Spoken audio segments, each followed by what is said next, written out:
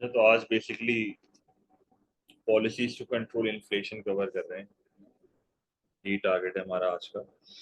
तो policies to control inflation में आपको सबसे पहले इन्फ्लेशन पूरा आना चाहिए। तो इन्फ्लेशन हम पूरा कवर कर चुके हैं। तो इन्फ्लेशन में आपको कॉजेज ऑफ इन्फ्लेशन पता होने चाहिए टू कवर द पॉलिसीज वाला सेगमेंट।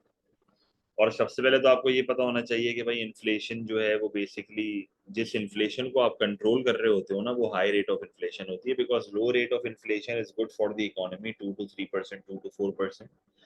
इससे इकोनॉमी में ग्रोथ स्टिमुलेट होती है, इनकम स्टिमुलेट होती है, तो अच्छी बात होती है वो। अगर हाई रेट ऑफ इन्फ्लेशन है तो उसके भी दो कॉजेज हो सकते हैं। या तो एग्रीगेट डिमांड के बढ़ने की वजह से हाई इन्फ्लेशन है, तो वो डिमांड पुल इन्फ्लेशन है। या तो शॉर्ट रन एग्रीगेट सप्लाई के कम होने की वजह से इन्फ्लेशन है, जो कि कॉस्ट के बढ़ने की वजह से होती है, वो कॉस्ट पुश इन्फ्लेशन है। तो आपके टारगेट्स बहुत सिंपल हैं। अगर एग्रीगेट डिमांड के बढ़ने की वजह से इन्फ्लेशन है तो एग्रीगेट डिमांड को कम कर दो। अगर शॉर्ट रन एग्रीगेट सप्लाई के कम होने की वजह से इन्फ्लेशन है तो शॉर्ट रन एग्रीगेट सप्लाई को बढ़ा दो। और अगर दोनों मसलों को एक साथ हल करना है और लॉन्ग टर्म सोल्यूशन चाहिए तो लॉन्ग रन एग्रीगेट सप्लाई को बढ़ा दो। तो basically the policies are very simple. If you want to manipulate या manage the aggregate demand of the economy, so you will have to use demand side policies. तो demand side policies are those policies जो आपकी economy में aggregate demand को manage करती हैं। किसको manage करती हैं? एग्रीगेट डिमांड को। Now the demand side policies can be used to increase the aggregate demand और it can be used to decrease the aggregate demand. इसका मतलब डिमांड साइड पॉलिसीज दोनों तरफ यूज हो सकती है। या तो आप एग्रीगेट डिमांड को बढ़ाने के लिए यूज करोगे, या तो आप एग्रीगेट डिमांड को कम करने के लिए यूज करोगे। It depends on the issue the economy is facing. Now if the economy is facing high rate of inflation तो मोस्ट प्रोबेबली वहां पर एग्रीगेट डिमांड बढ़ा हुआ ही होगा। तो इसका मतलब ये हुआ टू कंट्रोल इन्फ्लेशन जो डिमांड साइड पॉलिसी आप इस्तेमाल करोगे वो कॉन्ट्रैक्शनरी डिमांड साइड पॉलिसी होगी या डीफ्लेशनरी डिमांड साइड पॉलिसी होगी। इसका मतलब ये हुआ कि if a government is trying to control a high rate of inflation which is due to a high aggregate demand, और एग्रीगेट डिमांड बढ़ बढ़ के फुल एम्प्लॉयमेंट के करीब आ गया है, एग्रीगेट डिमांड बढ़ बढ़ के जो है वो हाइपर इन्फ्लेशन के करीब आ गया है, डीफ्लेशनरी गैप बहुत छोटा सा रह गया है, रिसेशनरी गैप बहुत छोटा सा रह गया है, जो नेगेटिव आउटपुट गैप है वो बहुत कम हो गया है। तो ऐसे सिनेरियोज में आपको क्या करना होता है कि आप एग्रीगेट डिमांड को कम करने की करते हो ताकि इकोनॉमी को आप ओवर हीटिंग से बचा सको। तो आप कॉन्ट्रैक्शनरी या डीफ्लेशनरी डिमांड साइड पॉलिसीज इस्तेमाल करते हो। डीफ्लेशनरी का मतलब होता है आप इकोनॉमी को डीफ्लेट करोगे। जो हवा इकोनॉमी में इतनी भर गई है ना, वो हवा कम करनी पड़ेगी, वरना इकोनॉमी में और ज्यादा नुकसान होना शुरू हो जाएंगे, जो कि हाई रेट ऑफ इन्फ्लेशन के डिसएडवांटेजेस मैं आपको ऑलरेडी सिखा चुका हूँ। या तो फिर आप सप्लाई साइड पॉलिसी इस्तेमाल कर लो। Supply side policies are used to manage the short run aggregate supply and the long run aggregate supply. तो first we are discussing demand side policies. तो डिमांड साइड पॉलिसीज जो हम इस्तेमाल कर रहे हैं वो एग्रीगेट डिमांड को कम करने के लिए इस्तेमाल कर रहे हैं। हम जो है वो डीफ्लेशनरी या कॉन्ट्रैक्शनरी डिमांड साइड पॉलिसीज लगा रहे हैं। और आप बार बार नोटिस करो मैं पॉलिसीज का वर्ड कह रहा हूँ। इसका मतलब डिमांड साइड पॉलिसीज के अंदर दो तरह की पॉलिसी होती है। या तो फिस्कल पॉलिसी होगी या तो मॉनेटरी पॉलिसी होगी। तो fiscal and monetary policy both are a demand side policy. सही है। तो ये दोनों पॉलिसीज का मकसद एग्रीगेट डिमांड को मैनेज करने का होता है। तो fiscal policy is the first demand side policy which we will discuss.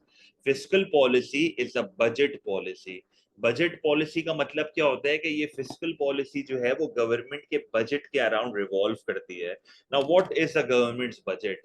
Government का बजट होता है गवर्नमेंट एक्सपेंडिचर या गवर्नमेंट स्पेंडिंग माइनस गवर्नमेंट का revenue which is most of the times tax revenue. So if you deduct government spending and the government's revenue, which is the tax revenue, you get the government's budget. A budget can be deficit, budget can be surplus. Now don't confuse this with trade deficit or trade surplus. बच्चे अक्सर confuse हो जाते हैं कि trade deficit और budget deficit एक ही चीज है। ऐसा बिल्कुल भी नहीं है। ट्रेड डेफिसिट का मतलब होता है कि आपका इंपोर्ट एक्सपेंडिचर एक्सपोर्ट रेवेन्यू से ज्यादा है। पर बजट डेफिसिट का मतलब होता है कि government spending is greater then the tax revenue. Most of the developing economies face this issue कि उनकी स्पेंडिंग बहुत ज्यादा होती है पर उनका टैक्स रेवेन्यू बहुत कम होता है। पर इस बजट डेफिसिट को फाइनेंस करने के लिए फिर वो बोरो करते हैं, जिस तरह पाकिस्तान बोरो करता है और इस बजट डेफिसिट को फाइनेंस करता है, क्योंकि डेवलपिंग इकोनॉमीज का टैक्स सिस्टम इतना स्ट्रांग नहीं होता, टैक्स रेवेन्यू इतना ज्यादा नहीं होता, there is a lot of tax evasion, there is a lot of hidden economy, सही है, कैश के बिजनेसेस बहुत होते हैं जो टैक्स को अवॉइड करने की कोशिश करते हैं, तो इस वजह से पाकिस्तान का टैक्स रेवेन्यू उतना नहीं है जितना होना चाहिए। पर जो डेवलप्ड इकोनॉमीज होती है वहाँ के सिस्टम्स बहुत स्ट्रांग होते हैं, हर चीज पे टैक्स होता है, सारा डेटा जो है वो आपका रिकॉर्ड हो रहा होता है, तो बजट सरप्लस होता है वहाँ पे। बजट सरप्लस का मतलब होता है कि आपका टैक्स रेवेन्यू गवर्नमेंट स्पेंडिंग से ज्यादा है, so you don't need to borrow, आप फिर डेवलपमेंट एक्सपेंडिचर भी कर सकते हो और मुल्क को आगे भी बढ़ा सकते हो। इसका मतलब ये हुआ कि फिस्कल पॉलिसी को बजट पॉलिसी क्यों बोलते हैं, फिस्कल पॉलिसी को डिमांड मैनेजमेंट पॉलिसी क्यों बोलते हैं, क्योंकि फिस्कल पॉलिसी रिवॉल्व करती है अराउंड द गवर्नमेंट्स बजट। तो फिस्कल पॉलिसी के दो टूल्स होते हैं, पहला टूल आपका होता है गवर्नमेंट स्पेंडिंग और दूसरा टूल आपका होता है taxation.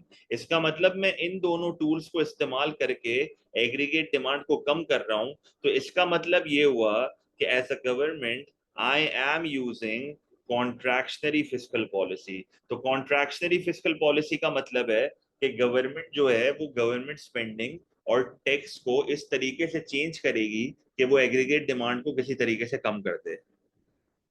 So while using contractionary fiscal policy, your target is to reduce the aggregate demand, and you have to use the two tools of fiscal policy, which is government spending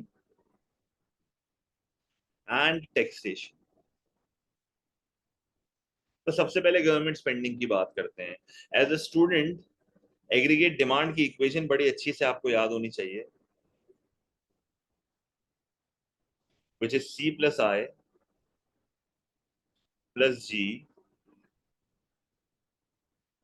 plus X minus M। तो आप देखो G is part of aggregate demand. If G is part of aggregate demand, so you simply reduce the government expenditure.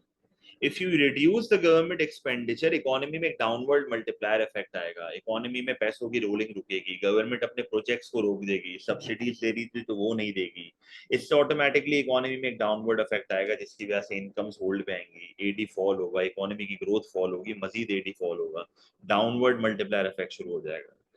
जहां तक बात है taxation की, तो हम डायरेक्ट टैक्स को इस्तेमाल करते हैं। डायरेक्ट टैक्स की हेडिंग में दो टैक्सेस आते हैं, one is income tax and the other is corporation tax. When we talk about income tax, तो आप इनकम टैक्स को बढ़ा दो, जब आप इनकम टैक्स को बढ़ाओगे तो डिस्पोजेबल इनकम कम हो जाएगी। What was disposable income? Disposable income is y minus T. y minus T का मतलब है इनकम माइनस टैक्स। आपकी इनकम में से जब टैक्स कट जाता है तो जो रिमेनिंग अमाउंट होती है उसको डिस्पोजेबल इनकम कहते हैं। अगर मैं इनकम टैक्स को बढ़ा दूंगा तो डिस्पोजेबल इनकम कम हो जाएगी, जब डिस्पोजेबल इनकम कम हो जाएगी तो आप स्पेंडिंग कम करोगे, जब आप स्पेंडिंग कम करोगे तो आप कंजम्पशन कम करोगे, तो सी कम हो जाएगा। तो देखो मैंने यहाँ पर जी को पहले टारगेट करा और अब मैंने सी को टारगेट करा, तो मेरी जब जी कम हुआ तो उससे भी एटी कम हुआ था, तो जब सी कम होगा तो उससे भी एटी कम होगा, कंपोनेंट से खेल रहे हो आप। इसी तरीके से कॉर्पोरेशन टैक्स है ना, corporation tax is imposed on businesses retained amount जो उन लोगों ने बचा के रखी हुई होती है, which is in the form of profits. जब हम इसकी बात करते हैं तो बेसिकली हम कर क्या रहे हैं कि जब हम कॉर्पोरेशन टैक्स बढ़ाते हैं तो एक बिजनेस पे बर्डन बढ़ता है, जब एक बिजनेस पे बर्डन बढ़ता है तो उसकी इनकम कम होती है, और जब उसकी इनकम कम होती है ना, तो बेसिकली कॉर्पोरेशन टैक्स की वजह से आपके कम हो जाते हैं, जिसकी वजह से आप फर्दर इन्वेस्टमेंट कम करते हो और फिर आपका एग्रीगेट डिमांड कम हो जाता है। तो basically the point here is to reduce the investment, क्योंकि जब बिजनेस के पास पैसा ही नहीं पड़ा हुआ होगा ना तो वो इन्वेस्टमेंट नहीं करेगा, तो जब आपका आय यहाँ पर गिर जाएगा ना तो इससे भी आपका एग्रीगेट डिमांड कम हो जाएगा। अब बच्चे अक्सर मुझसे ये पूछते हैं कि सर टैक्सेशन में इनडायरेक्ट टैक्स क्यों नहीं आ रहा फिस्कल पॉलिसी में, तो नॉर्मली इनडायरेक्ट टैक्स यूज नहीं होता है, डायरेक्ट टैक्स ही यूज होता है। बिजनेस के प्रॉफिट्स पे जो टैक्स लगता है वो कॉर्पोरेशन टैक्स है, एक इंडिविजुअल की इनकम पे जो टैक्स लगता है वो इनकम टैक्स है। तो बिजनेस के प्रॉफिट्स को आप कम कर दोगे तो इन्वेस्टमेंट कम होगी, लोगों की डिस्पोजेबल इनकम कम कर दोगे तो स्पेंडिंग कम हो जाएगी। तो हर तरीके से आपने एग्रीगेट डिमांड को कम कर दिया, हर तरीके से आपने डिमांड फुल इन्फ्लेशन को कंट्रोल कर दिया। पर एएस लेवल में ना वो घुमाता बहुत है।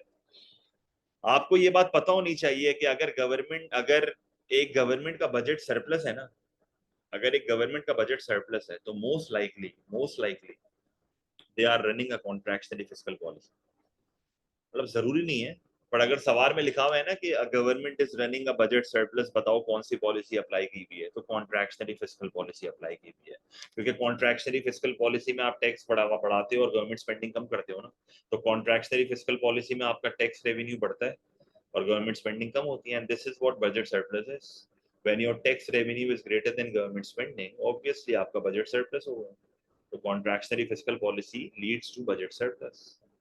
Or if you are running a budget surplus, this is a very big hint that you are operating a contractionary fiscal policy. You are trying to reduce aggregate demand. पर हर policy की अपनी बुराई होती है, तो कॉन्ट्रैक्शनरी फिस्कल पॉलिसी में तो बहुत ज्यादा बुराई है। जैसे एग्रीगेट डिमांड को कम करोगे तो प्रोडक्शन कम होगा, डिमांड फॉर लेबर कम होगा, अनएम्प्लॉयमेंट बढ़ जाएगा, मुल्क में रिसेशन के चांसेस बढ़ जाते हैं, खतरे बढ़ जाते हैं। Now this is known as an unintended consequence. This recession is not intended, ये एक अनइंटेंडेड कॉन्सिक्वेंस है। अनइंटेंडेड कॉन्सिक्वेंस का मतलब ये होता है कि तुम महंगाई कंट्रोल करना चाह रहे थे, पर महंगाई कंट्रोल करने के चक्करों में तुम्हारे मुल्क में रिसेशन आ गया। करना कुछ और था, हो कुछ और गया। सोशल अनरेस्ट क्रिएट हो जाएगा इकोनॉमी में, जॉब्स लोगों के पास होंगी नहीं, चोरी चकारी बढ़ जाएगी, सुसाइड रेट बढ़ जाएगा, मेंटल इश्यूज बढ़ जाएंगे लोगों में, डिप्रेस्ड इकोनॉमी हो जाएगी। ये बहुत मसले हैं आजकल के टाइम में। पहले तो ये इतना नहीं देखा जाता था, पर अब ये बहुत ज्यादा देखा जाता है। बाहर मुल्कों में जहाँ पर लॉ एंड ऑर्डर बहुत ज्यादा स्ट्रांग है, वहां लोग चोरी चकारी नहीं कर सकते। पाकिस्तान में तो बहुत आसान है, बंदूक खरीदी लूट लिया किसी को। पर जहाँ पर लॉ एंड ऑर्डर अच्छे हैं, वहां पर ये सब नहीं कर सकते, तो वहां पर लोग कूद जाते हैं, बकायदा बिल्डिंगों से कूद जाते हैं। सही है, अपने आप को मार देंगे, सुसाइड रेट बहुत बढ़ जाता है। ये बहुत कॉमन इशू है चाइना में और भी वेस्टर्न कंट्रीज में। तो रियल जीडीपी फिर मुल्क का कम हो रहा है, जाहिर सी बात है आउटपुट आपका कम हो रहा है, इकोनॉमिक ग्रोथ आपकी कम हो रही है, तो जाहिर सी बात है आप ये एक एक ऑब्जेक्टिव अचीव करने के चक्करों में दूसरे ऑब्जेक्टिव्स की बैंड बजा रहे हो। आप ना आपका इकोनॉमिक ग्रोथ का ऑब्जेक्टिव अचीव हो रहा है, ना आपका फुल एम्प्लॉयमेंट का ऑब्जेक्टिव भी अचीव हो रहा है। सिर्फ एक महंगाई कंट्रोल के करने के चक्करों में, स्टेबिलिटी इन इन्फ्लेशन के चक्करों में आप अपने मुल्क की बैंड बजा रहे हो। तो फिर ऑल्टरनेटिव पॉलिसीज भी सोचते हैं यहाँ पे। फिर इनकम टैक्स बढ़ेगा तो workers will demand higher wages. अब वर्कर चुपचाप तो नहीं बैठ जाएंगे ना, आप इनकम टैक्स बढ़ाओगे, आपकी डिस्पोजेबल इनकम कम हो जाएगी, तो आप क्या बर्दाश्त करके बैठ जाओगे? आप एम्प्लॉयर के घर पहुंच जाओगे, बोलोगे बेटा पैसे बढ़ा मेरे। बिजनेस की कॉस्ट बढ़ेगी, प्रॉफिट्स कम हो जाएंगे। फिर वेस्टर्न कंट्रीज में तो ये भी बोला जाता है कि जब आप इनकम टैक्स बढ़ाते हो ना, तो लोग अपनी सेविंग्स को रन डाउन करते हैं। लोग कहते हैं भले डिस्पोजेबल इनकम कम हो गई है, पुरानी सेविंग को यूज करके स्पेंडिंग करेंगे, स्पेंडिंग नहीं रोकेंगे अपनी। अपने लिविंग स्टैंडर्ड को इम्पैक्ट नहीं होने देते वो लोग। वो कहते हैं कि भले इनकम टैक्स बढ़ गया, डिस्पोजेबल इनकम कम हो रही है ना, कोई मसला नहीं है, जो शॉर्टफॉल होगा अपनी सेविंग से कर लेंगे, स्पेंडिंग कंटिन्यू है, स्पेंडिंग कंटिन्यू है। फिर क्या फायदा है ऐसी पॉलिसी?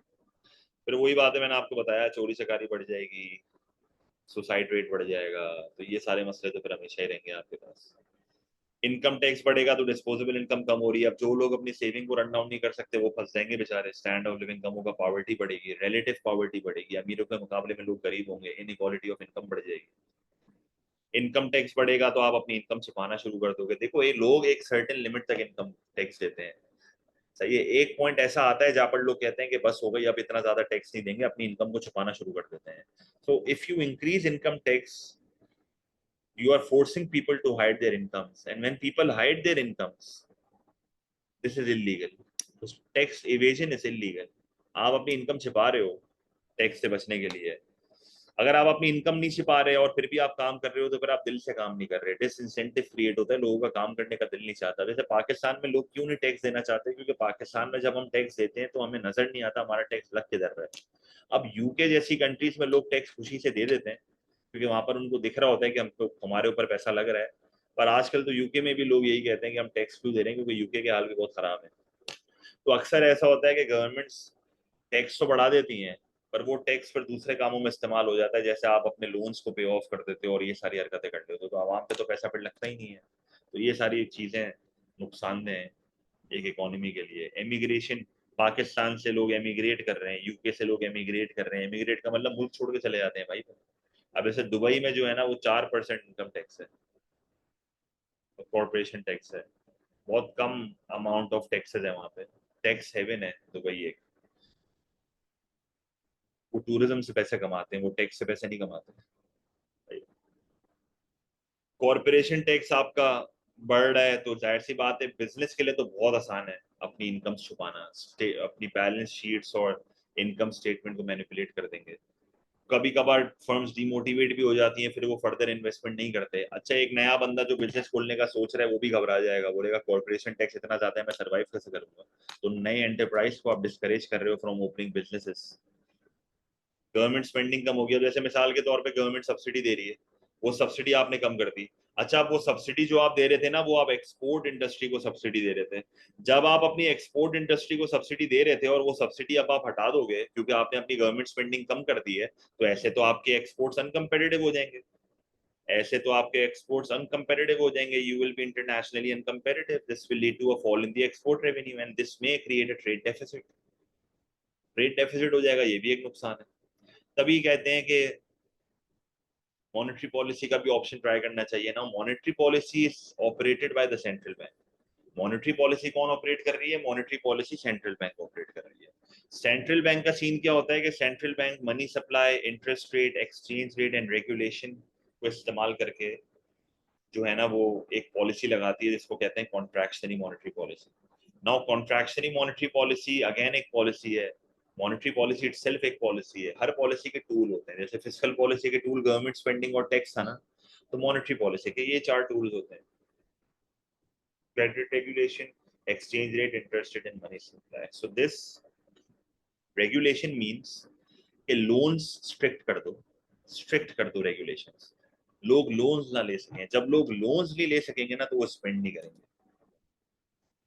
इन तीन टूल्स को असल इस्तेमाल किया जाता है। जाहिर सी बात है कि इकोनॉमी में पैसों की रोलिंग को रोकना है, सर्कुलेशन ऑफ इनकम को रोकना है, तो मनी सप्लाई कम कर दो। मनी सप्लाई कम करोगे, इकोनॉमी में money demand will be greater than money supply, which will lead to higher interest rates. Money market जो मैंने आपको सिखाई थी लास्ट क्लास में, अगर इस तरह नहीं करना तो डायरेक्टली इंटरेस्ट रेट को बढ़ा दो। मनी सप्लाई कैसे कम होती है? मनी सप्लाई कम होने के सोर्सेज होते हैं, ओपन मार्केट ऑपरेशंस होते हैं, बॉन्ड्स की बाइंग एंड सेलिंग होती है, और भी बहुत टूल्स होते हैं, डिस्काउंट रेट्स होते हैं, सही है, करेंसी फ्लोज होते हैं, सही है, मनी मल्टीप्लायर्स होते हैं। ये चीज आप A2 लेवल पे पढ़ोगे। बस अभी आप खाली ये याद रखो मनी सप्लाई कम कर रहा है, या तो मनी सप्लाई कम करके इंटरेस्ट रेट बढ़ा रहा है या तो डायरेक्टली इंटरेस्ट रेट बढ़ा रहा है। दोनों में से कोई एक चीज होगी। मैंने आपको पहले ही बोला था, साथ नहीं होता ये। तीन लोगों में इम्पैक्ट आएगा। इंटरेस्ट रेट को आप बढ़ाओगे तो तीन लोगों में इम्पैक्ट आएगा। पहला इम्पैक्ट सेवर्स पे आएगा। सेवर्स बोलेगा यार इतना इंटरेस्ट रेट बढ़ गया तो एक काम करते हैं, पैसा बैंक में डाल देते हैं। जब लोग सेव ज्यादा करेंगे तो स्पेंड कम करेंगे। सी कम होगा, C is part of AD, AD कम हो जाएगा। बोरोवर्स बोलेंगे यार दादा कॉस्ट ऑफ बोरिंग बहुत बढ़ रही है, लोन लेंगे तो बहुत ज्यादा इंटरेस्ट देना पड़ रहा है, तो बोरो कम करते हैं। अब बोरो कंज्यूमर भी करते हैं, बोरो इन्वेस्टर्स भी करते हैं, तो कंजम्पशन भी कम होगी, इन्वेस्टमेंट भी कम होगी, एडी कम हो जाएगा। इंटरेस्ट रेट और एक्सचेंज रेट का पॉजिटिव रिलेशनशिप है, तो एक्सचेंज रेट बढ़ेगा, हॉट मनी फ्लोज आएंगे आपकी कंट्री में, एप्रिसिएशन होगी करेंसी की, एक्सपोर्ट महंगे हो जाएंगे, इंपोर्ट सस्ते हो जाएंगे। क्योंकि जब एक मुल्क में करेंसी की वैल्यू बढ़ती है ना, तो बाहर वालों को आपका मुल्क महंगा लगता है, आपको बाहर वाले मुल्क सस्ते लगते हैं। एक्सपोर्ट की प्राइस के बढ़ने से एक्सपोर्ट का रेवेन्यू बढ़ जाएगा, कम हो जाएगा only if the demand for exports is elastic. और इंपोर्ट की प्राइस के गिरने से इंपोर्ट का एक्सपेंडिचर बढ़ जाएगा only when the demand for imports is elastic. So you have to assume the PET with exchange rate every time you are explaining in your answer. POT deficit होगा, import expenditure will be greater than export revenue, aggregate demand कम हो जाएगा। Money supply कम करा, interest rate बढ़ाया, सी कम हुआ, आई कम हुआ, x minus M कम हुआ, AD कम हो जाएगा। सारी चीजें एडी के कंपोनेंट्स की पार्ट है, सारी चीजें एग्रीगेट डिमांड के कंपोनेंट्स का पार्ट है। So you have successfully controlled demand pull inflation.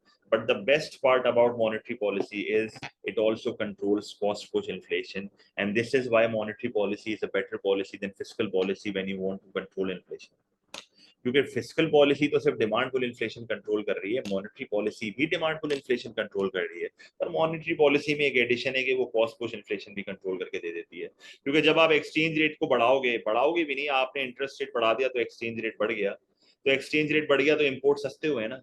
अब जो इम्पोर्टेड रॉ मटेरियल आप बाहर मुल्कों से मंगवा रहे थे वो आपको अब सस्ता पड़ेगा, चीपर पड़ेगा, तो इससे आपका इंपोर्ट का एक्सपेंडिचर कम होगा, आपकी कॉस्ट कम होगी, शॉर्ट टर्म एग्रीगेट सप्लाई बढ़ जाएगा, which will control the cost push inflation, which will control the cost push inflation.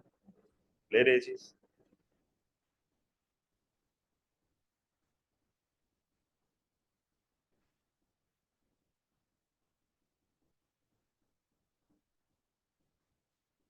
Contractionary monetary policy की भी अपनी बुराइयां हैं, जैसे time lag between changing interest rate and impact है। नॉर्मली बोला ये जाता है कि जब भी आप इंटरेस्ट रेट चेंज करोगे तो इसका इम्पैक्ट आने में 18 महीने लगते हैं।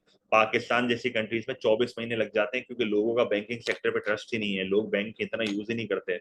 ऑनलाइन बैंकिंग यहाँ पर नहीं सही से शुरू हुई है अब तक, टैप एंड पे यहाँ पर अब तक सही से शुरू नहीं हुआ है। अभी भी लोग यहाँ पर कैश ही रख के घूमते हैं, बैंक जो यूज ही नहीं करते। अब इंटरेस्ट रेट अगर चेंज भी हो जाएगा तो लोगों को घंटा फर्क नहीं पड़ना। फिर यहाँ पर हराम वाला फैक्टर भी है, इंटरेस्ट इज हराम इस्लाम में, तो ये भी एक बहुत बड़ा मसला है। तो बैंकिंग सेक्टर फेल ही कर रहा है कंपेरेटिवली। इंटरेस्ट रेट बढ़ा रहे हो तो कोई गारंटी नहीं है इन्वेस्टमेंट कम होगी। क्या हर बिजनेस बैंक के लोन्स पे डिपेंडेंट है? मतलब बैंक इंटरेस्ट बढ़ा देगा तो क्या मुल्क में इन्वेस्टमेंट ही खत्म हो जाएगी? क्या कोई ऑल्टरनेटिव सोर्स ऑफ फाइनेंस नहीं है? An increase in the interest rate will not discourage firms if they have other sources of finance. क्या वो शेयर इशू नहीं कर सकते? क्या वो अपने पुराने प्रॉफिट्स को यूज नहीं कर सकते? क्या बैंक से ही बोरो करके इन्वेस्टमेंट हो रही है? अब आप जो ये पॉलिसी लगा रहे हो, आप at the time of inflation लगा रहे हो, आप at the time of high economic growth लगा रहे हो। So there is a lot of optimism when there is high economic growth. Business and consumer confidence अपने पीक पे होता है, तो आप इंटरेस्ट रेट को बढ़ा भी दोगे तो देयर इज अ चांस कि spending will continue. It is very difficult to control money supply. Money supply change करना इतना आसान नहीं होता फॉर अ सेंट्रल बैंक। और वही बात है, अनइंटेंडेड कॉन्सिक्वेंस रिसेशन है। आप एडी को कम कर रहे हो महंगाई को कंट्रोल करने के लिए, पर कुछ चीजें ऐसी हैं जो आप नहीं चाहते वो हो जाती हैं। That is recession, that is negative growth, that AD कम हो रहा है। तो कुल मिला के अगर हम देखें तो contractionary fiscal and monetary policies are demand side policies. जो कॉन्ट्रैक्शनरी पॉलिसीज है और एग्रीगेट डिमांड को आप कम कर रहे हो, बट इन दोनों का एक बहुत कॉमन डिसएडवांटेज है, because these two policies are conflicting policies. Government के तीन बहुत इंपॉर्टेंट ऑब्जेक्टिव्स होते हैं: full employment, economic growth and price stability. तो प्राइस स्टेबिलिटी का ऑब्जेक्टिव तो अचीव होगा। प्राइस स्टेबिलिटी का मतलब है महंगाई कम करना। तो प्राइस स्टेबिलिटी का ऑब्जेक्टिव तो अचीव हो ही रहा है ना, क्योंकि you are imposing policies to control inflation. पर इसके अनइंटेंडेड कॉन्सिक्वेंसेज की वजह से आपका इकोनॉमिक ग्रोथ और फुल एम्प्लॉयमेंट का ऑब्जेक्टिव पूरा नहीं हो रहा। तो सबसे बड़ा ड्रॉबैक डिमांड साइड पॉलिसीज का यही होता है कि these policies are conflicting object policies which will never let you achieve multiple objectives of an economy at the same time. तो एडी जब आप कम करोगे ना तो महंगाई तो कंट्रोल हो जाएगी, पर ये जो मसला है ना, रियल जीडीपी का कम हो जाना, जिसकी वजह से ना फुल एम्प्लॉयमेंट अचीव हो रही है ना इकोनॉमिक ग्रोथ अचीव हो रहा है, ये फंसा देगा आपको। सही है। अब आप इस चीज को समझो, बहुत टेक्निकल अब मैं बात बता रहा हूँ, व्हाट इज एक्चुअली हैपनिंग। क्या एक मुल्क वाकई अपने एडी को कम करता है? पेपर में तो हम ये सारी बातें लिखेंगे, पर ये बुक में हमारी बहुत अच्छी चीज ऐड की गई है 2023 के पेपर में। और लॉजिकली अगर आप बैठ के सोचो, क्या एक मुल्क वाकई अपना एग्रीगेट डिमांड कम करेगा? वो इतना बेवकूफ है कि वो एडी कम करके इतनी अनएम्प्लॉयमेंट क्रिएट करवा देगा मुल्क में और इतने नुकसान करवा देगा? एडी कम नहीं करते, ग्रोथ ऑफ एडी कम करते हैं। अगर एक मुल्क में एडी 50% से ग्रो कर रहा है ना, तो आप उसको ओवर हीटिंग से रोक दो और उसकी ग्रोथ अभी भी होने दो, पर 10% कर दो ग्रोथ। अब जाहिर है टेक्निकली देखा जाए तो ग्रोथ ऑफ एडी कम करने का मतलब है एडी को ही कम कर रहे हो। तभी हम पेपर में ना ये वाला ग्राफ नहीं बनाते। तो बेसिकली हो क्या रहा है कि आपका एडी जो है ना वो 81 से जा रहा है, इस स्पीड से ग्रो कर रहा है, जैसे 50% से ग्रो कर रहा है। तो गवर्नमेंट का टास्क यहाँ पर ये होता है कि ग्रोथ ऑफ एडी को रोक दो, एडी को बढ़ने दो, पर ग्रोथ ऑफ एडी को रोक दो। तो ये वाला ग्राफ आपके बुक में बना दो। हम तो यही वाला ग्राफ बनाएंगे, basic paper point of view से आसान करेंगे चीजों को, पर मैं आपको टेक्निकलिटी भी इसकी बता रहा हूँ। We are not actually reducing the aggregate demand, we are reducing the growth of aggregate demand. This is very important.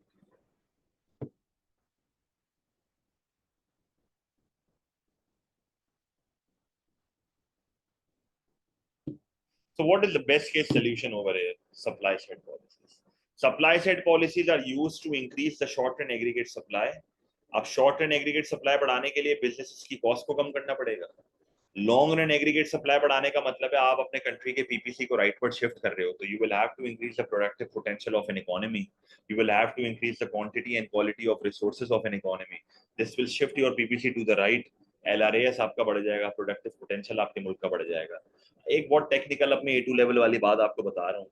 Short run aggregate supply को बढ़ाने के लिए ना गवर्नमेंट को इंटरवेंशन रिड्यूस करनी पड़ती है अपनी मार्केट से। जिधर गवर्नमेंट ने अपनी इंटरवेंशन मार्केट से कम कर दी ना, शॉर्ट रन एग्रीगेट सप्लाई खुद बढ़ जाएगा। This is known as the market based approach, this is known as the market oriented approach. In market oriented approach of supply side policy, the government reduces its intervention in order to increase the short run aggregate supply. पर जब long run aggregate supply बढ़ाना होता है ना, तो you need direct government involvement, because this is a very long term policy which requires a lot of funds, and without government intervention this is not possible. So this is known as an interventionist approach. Long run aggregate supply बढ़ाने के लिए government को बहुत ज्यादा intervene करना पड़ता है markets में. तो this is a direct government involvement. So this is known as the interventionist supply side policy, और and this is known as a market oriented supply side policy. तो market oriented supply side policy में आप simply अपने short run aggregate supply को right पर shift करके महंगाई को कम कर रहे हो, सही है. पर जो इंटरवेंशनिस्ट अप्रोच होती है ना, उसमें अगर मिसाल के तौर पे आपका ये एक लॉन्ग रन एग्रीगेट सप्लाई बना हुआ था, and this was your aggregate demand, and you are operating at this point which is on the potential of your economy. So what you do is you shift your long run aggregate supply to the right by increasing the quantity and quality of resources. Basically you are shifting the PPC to the right. You were at this point, और आपने जो है ना वो potential को बढ़ा के gap create कर दिया इकोनॉमी में, और ओवर हीटिंग से इकोनॉमी को बचा लिया. आप देखो मैं इसी एग्रीगेट डिमांड के ऊपर एक लोअर प्राइस लेवल पे आ चुका हूँ. This is what interventionist approach supply side policy does, and this is the permanent solution of inflation. कि आपका मुल्क अपने पोटेंशियल के बहुत करीब आ गया है ना, तो ना कि उस एक्चुअल को पीछे करो, पोटेंशियल को बढ़ा दो भाई.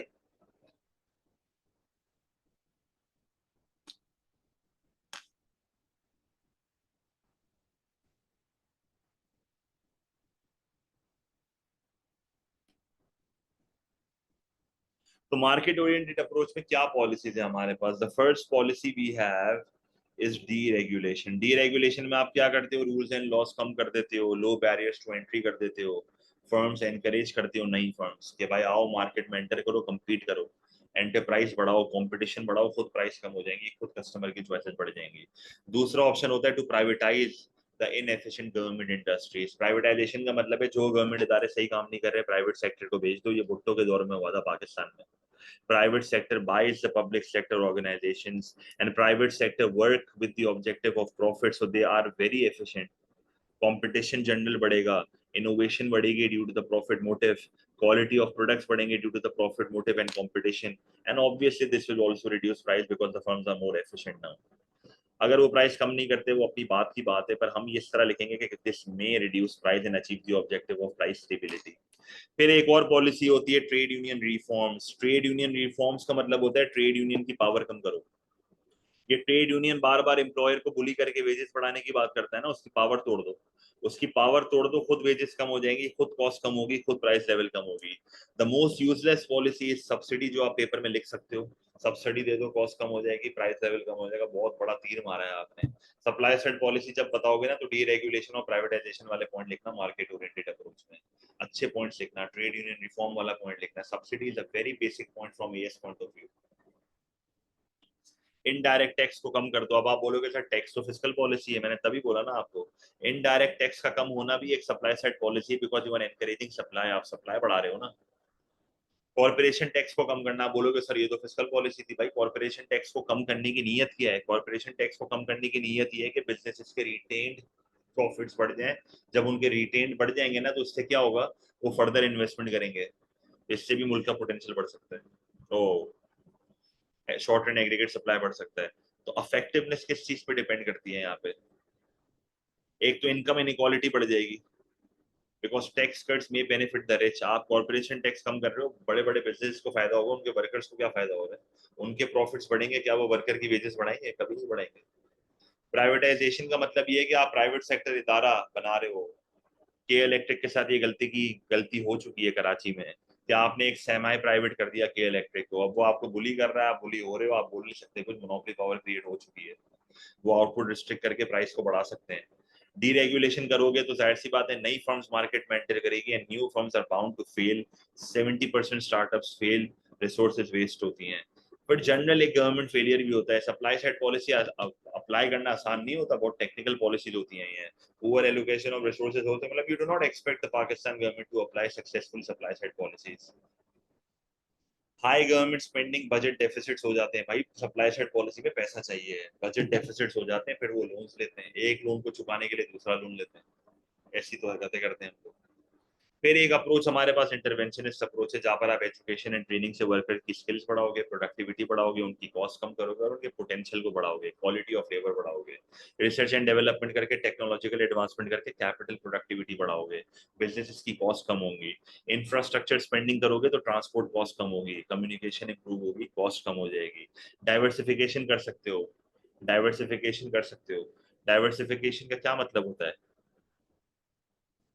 डाइवर्सिफिकेशन का मतलब होता है अपने दूसरे सेक्टर्स को भी मैनेज करो अकॉर्डिंगली, और एक ही सेक्टर पे इतना ज्यादा डिपेंडेंट ना हो जाओ कि आपकी एडी बढ़ती जा रही है। डाइवर्ट करो अपने रिसोर्सेज को।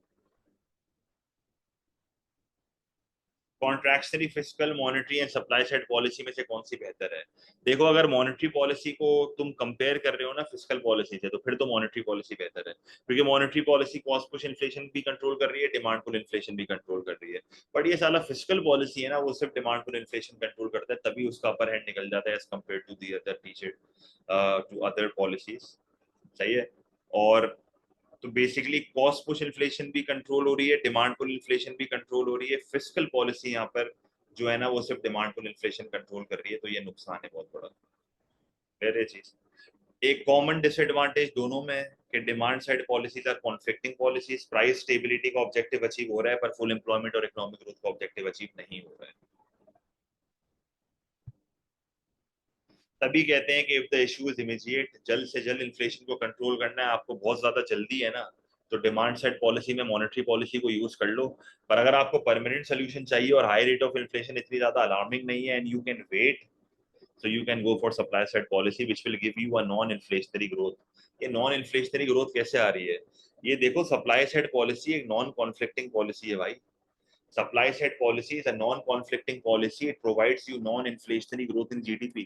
आप देखो ना, प्राइस भी कम हो रही है तो प्राइस स्टेबिलिटी का भी ऑब्जेक्टिव अचीव हो रहा है, और रियल जीडीपी बढ़ रहा है तो फुल एम्प्लॉयमेंट और इकोनॉमिक ग्रोथ का भी ऑब्जेक्टिव हो रहा है। मतलब कोई कॉन्फ्लिक्ट से नहीं है ऑब्जेक्टिव्स में। डिमांड साइड पॉलिसी तो क्लियरली कॉन्फ्लिक्ट हो रहा था, प्राइस स्टेबिलिटी अचीव हो रहा था पर फुल एम्प्लॉयमेंट और इकोनॉमिक ग्रोथ अचीव नहीं हो रहा था। इसका मतलब ये हुआ कि सप्लाई साइड पॉलिसी को सबसे बड़ा एज ही यही है कि ये एक नॉन कॉन्फ्लिक्टिंग पॉलिसी है, सबसे अच्छी बात ही यही है यहाँ पे। Overall, it depends how effective is the government and the cost and the ease of applying the policy। You can't expect her government supply side policy लगा सकती है। गवर्नमेंट फेलियर्स होते हैं यहाँ पे पॉलिटिकल डिसीजंस लिए जाते हैं रादर देन इकोनॉमिकल डिसीजंस। अगर मैं अपनी गवर्नमेंट में, मेरी 5 साल की गवर्नमेंट है, अगर मैं उसमें सप्लाई साइड पॉलिसी लगा देता हूँ ना, मेरा जो डिसीजन था उसके सारे गेन्स अगली गवर्नमेंट को मिलेंगे, क्योंकि सप्लाई साइड पॉलिसी अगले 5-7 साल को देख रही होती है। ये भी एक वजह है कि government supply side policy use नहीं करती, ताकि उसका गेन कोई और ना ले जाए, तो वो शॉर्ट टर्म पॉलिसीज पे काम करते हैं। वोट बैंक्स अपने पढ़ते हैं, वोट बैंक्स, ताकि जल्द से जल्द लोगों को जो है ना रिजल्ट्स दें, ताकि वो पागल हो जाए, हमें देख के अंधे हो जाए कि हम बिल्कुल सही कर रहे हैं काम। वेरी चीज।